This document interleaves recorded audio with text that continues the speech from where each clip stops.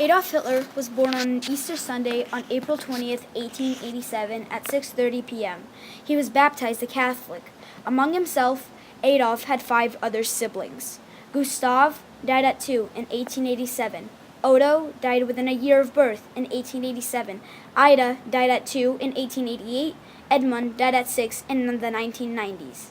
Only one survived besides Hitler. Her name was Paula, who died in 1960s. Alois was an Austrian customs officer, Hitler's father. He did not keep a good relationship with his only son. Despite the fact that he had a terrible temper and a general bad attitude towards things, he was never able to rebuild what he and Adolf had before. Clara, Hitler's mother, had no power in the household. Facing the fact that she did not have much power in the first place, she spent her days dealing with an aggressive and dominating husband and giving pity to her children. At the ages from 6 to 8, Adolf attended 2 different schools based on where they were living, thanks to Alois's job. However, when Adolf turned 9, they settled in Linz. Adolf referred to Linz as his actual home throughout his life. Once finished with primary school, Adolf's father, Alois, enrolled Adolf in Realschule. This school focused more on science and technology. He did not enjoy his time there.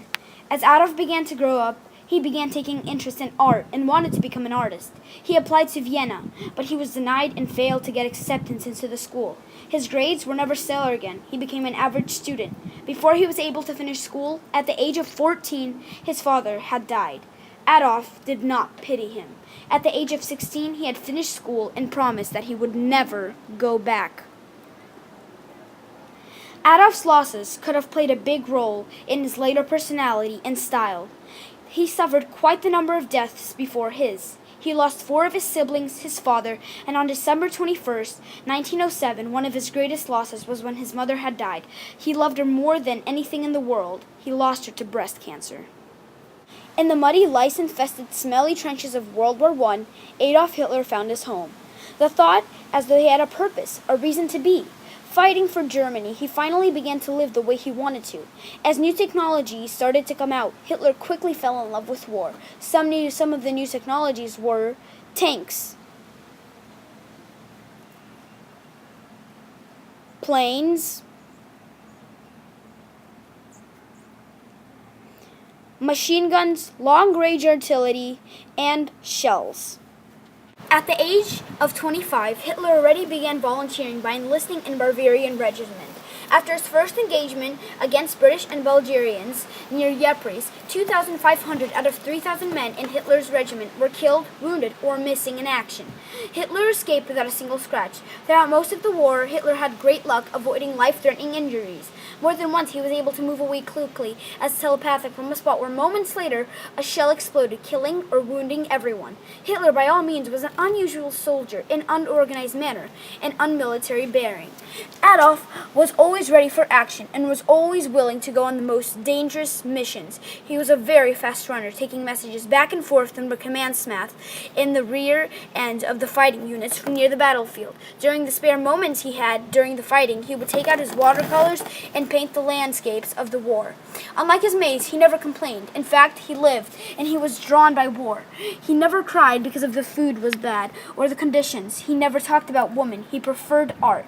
Everyone considered him easy to please, but generally a likable loner, noted for avoiding injury as well as for his bravery. On October 7, 1916, his luck ran out. He was wounded on the leg by a shell and was hospitalized in Germany. It was his first time away from the front in over 2 years of war. Following his recovery, he went sightseeing and was assigned light duty around Munich. He was surprised at the apathy and the anti-war sentiment among German citizens. He blamed the Jews for much of this, and he saw them as conspiring to spread unrest and determining the German war effort. This idea of an anti-war conspiracy involving Jews would later become an obsession to add to another anti-Semitic notion he acquired in Vienna.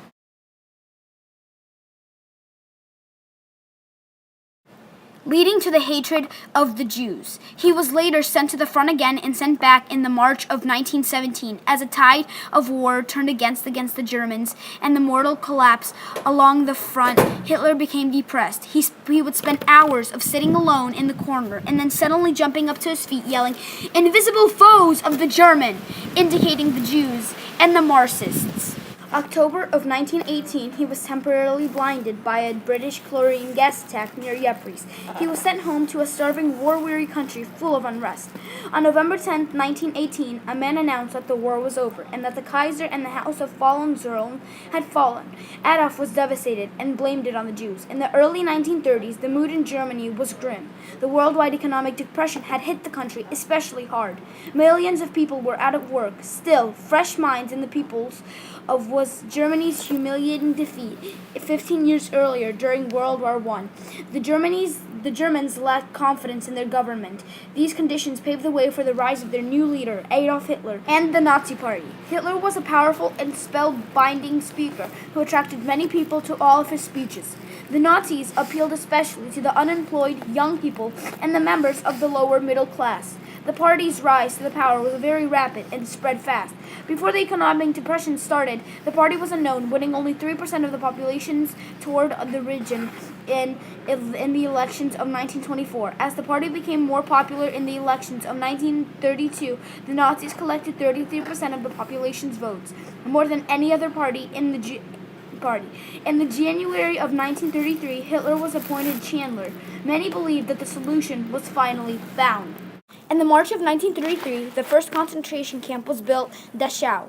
After Hitler came in touch with the government, he began to change. He had no feeling of guilt. He didn't care what the people thought of him. He just wanted to exterminate the whole Jewish race. Many Jews didn't believe the madman's words, until things changed in a great sorrow covering everything with a big white blanket. Everything a Jew owned was taken from him, even the people that he loved. Absolutely everything. The camps lasted through 1933 through 1939. 6 years doesn't sound like much to us, but back then it felt like decades. Many died from starvation, frostbite, disease, and as well they were sent to crematories, all women and all children and elderly people. Concentration camps, a place that refers to a camp where people of all certain type are detained in harsh conditions, usually a place that is meant to torture the living souls out of people, making them just become meat on bones. No soul. Joseph Mengele was a German SS officer and a physician in Auschwitz during World War I. He was known for selecting victims to be killed in gas chambers and performing unscientific and often very deadly human experiments on the prisoners. He did many horrid things to them, to the innocent Jews. He used mass tests. Mengele conducted many genetic researches on human subjects. Once the war was over, he fled to South America, and there he was captured and imprisoned for his duty and for life. There were not many survivors of the concentration camps, but the survivors today tell their story on the way they were tortured. The people that did survive were the ones with the most pain. Yes, they did survive, but everything they loved, they owned, just vanished before their eyes. The book Night takes you through a journey filled with tension and suspense, told by Elie Wiesel, a survivor of the death camps.